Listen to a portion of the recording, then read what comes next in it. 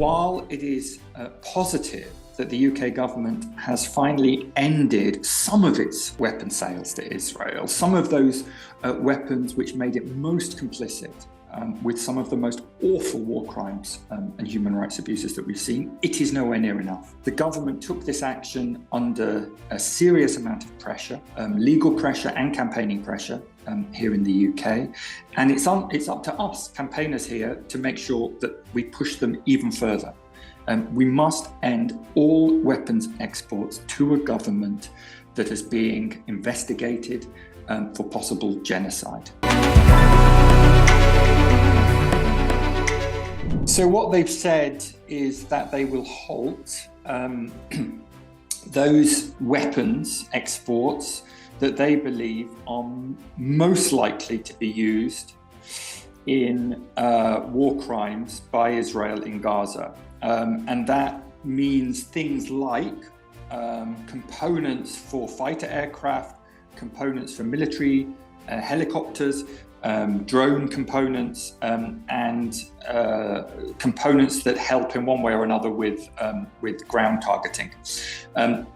So those we would agree that those weapons are highly likely to mean that the UK government is complicit in war crimes in Gaza, and we are very pleased they've been stopped. However, they are a small component of our total arms exports to Israel. In fact, we're only talking here about 30 weapons licenses out of 350.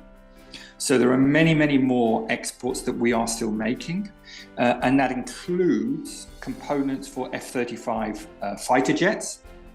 Those fighter jets we know are being used in Gaza, and it makes no sense to us that they've not been included in the export ban. So while it is a welcome step, it is seriously inadequate in terms of ending British complicity in the war crimes, in the human rights abuses that are taking place at the moment in Gaza. There has been a change. So there has been this banning of this suspension of weapons licenses. There has also been a resumption of funding to the United Nations Relief and Works Agency, and there has been a dropping of UK opposition to the International Criminal Court case. So there are several small steps in a better direction from the last government, but it's really from a very, very low base.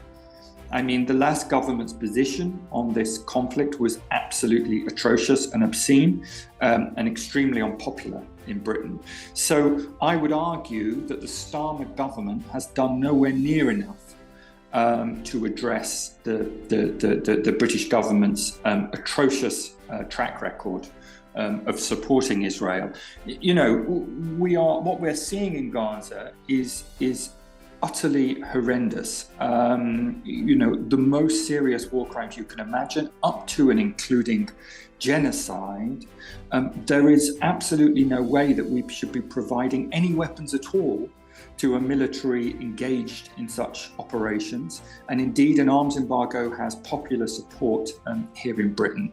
So while it is a very small welcome change, it is still far too little and far too late, and we need far more policies to be put into place to challenge the absolute horror that continues to unfold in Gaza and increasingly in the West Bank as well. I mean, I think yes, I think it's sustainable in that, of course, Israel is not happy about it, and neither should they be happy about it. I mean, it's very symbolically important what the UK's done, but in my opinion, as I've said, I think it needs to go far further. It needs to include all of our weapons exports and much more. I mean, look, when a state is accused of genocide, it is incumbent upon all of the countries that enjoy good relations with that state to use whatever leverage they can to bring that genocide to an end. The UK government hasn't done that. As a matter of fact, it said that it wants a new trade agreement with Israel and it will prioritise negotiating one. They shouldn't be in any way engaged in negotiations for new trade deals. They should be suspending the trade deals they've already got. because the human rights abuses taking place in Palestine at the moment are so grave that we should be doing all we can to stop them. So we need to go much, much further.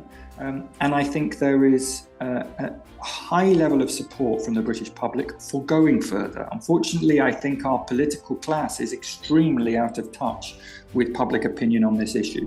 While it is positive that the UK government has finally ended some of its weapon sales to Israel, some of those weapons which made it most complicit with some of the most awful war crimes and human rights abuses that we've seen, it is nowhere near enough.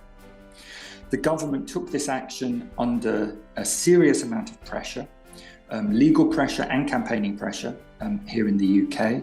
And it's up to us, campaigners here, to make sure that we push them even further. We must end all weapons exports to a government that is being investigated for possible genocide.